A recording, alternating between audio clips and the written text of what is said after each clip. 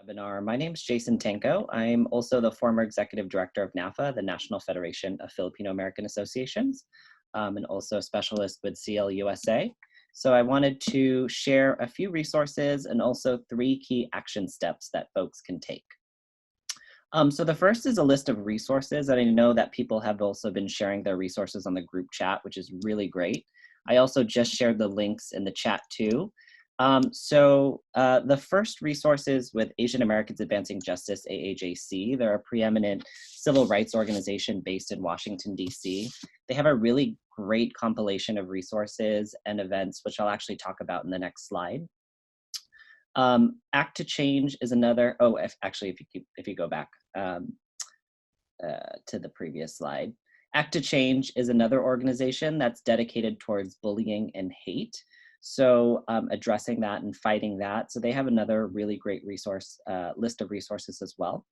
The Asian Pacific Islander American Health Forum is a nonprofit organization that works on health advocacy. They have a number of in-language resources. So I was looking through their document. There's actually a list of more than 40 languages and resources in each of those languages and dialects compiled in a spreadsheet for folks to share as well. A national capacity, the National Coalition for Asian Pacific American Community Development, has a really great list of resources for AAPI small businesses, specifically impacted by COVID-19. So again, all of those links are in the chat box. There's some really, really great resources there and resources that are in language as well, translated in a number of AAPI languages. So folks could share that with their networks. That would be incredibly helpful. Next slide. So I wanted to share just 3 kind of concrete action steps that folks can take. And I know that today's webinar and everything going on in the world right now is a lot, but here are just 3 concrete things that people can do. So the first is actually reporting incidents of hate at this website, www.standagainsthatred.org. So this website is actually run by Asian Americans Advancing Justice. The purpose of the website is for people to share stories and to track incidents of hate.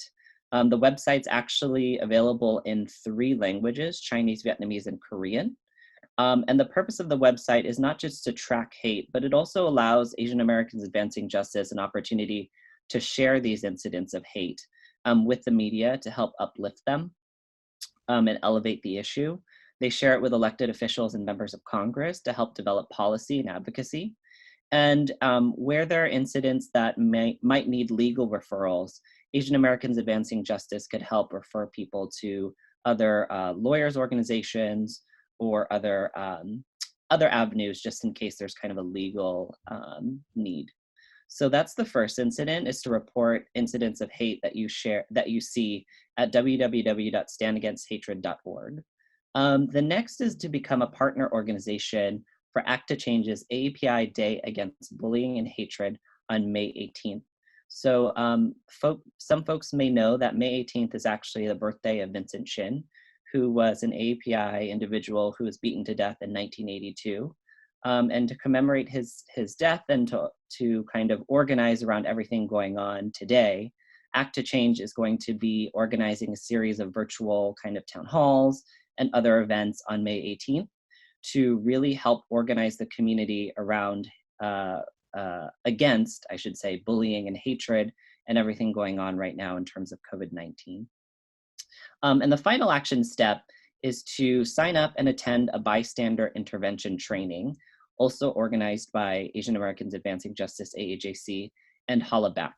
So earlier someone mentioned kind of this story of how there were bystanders, they observed an incident of anti-Asian hatred, but didn't do anything. So this training specifically is to kind of train bystanders to the actions that they can take if they do witness an incident. And there's actually 5 Ds that they use. So the Ds are distract, delegate, document, delay, and direct.